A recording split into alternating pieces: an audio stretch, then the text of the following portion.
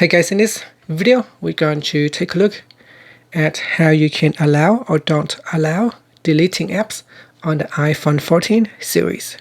First, let's go back to the home screen by swiping up at the bottom of the screen. And on the home screen, tap on Settings. In Settings, go down and tap on Screen Time. Now we go down and tap on Content and Privacy Restrictions. Next, tap on iTunes and App Store Purchases. Next, put in the screen time passcode. Then in here, tap on Deleting Apps. From the list here, you can choose Allow or Don't Allow. So select one of the options.